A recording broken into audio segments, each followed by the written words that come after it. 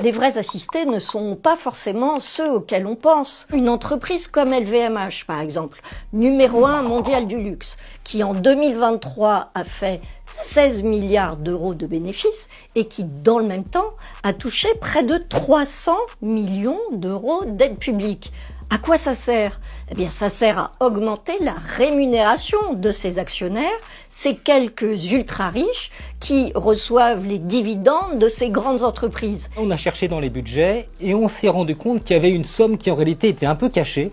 C'était celle des aides aux entreprises. Ça pèse 270 milliards d'euros, c'est une somme absolument colossale. Au final, on se rend compte que ces aides se transforment en revenus pour les plus riches, qui ne sont pas ceux qui en ont forcément besoin. Et ces actionnaires, ces ultra-riches, eux-mêmes profitent de régimes fiscaux très avantageux. C'est un système qui profite aux ultra-riches. Et de manière absolument faramineuse.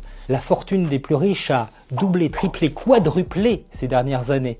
Et pendant le même temps, quand on regarde l'évolution du salaire moyen des Français, on s'aperçoit qu'il a progressé à peine de 8%.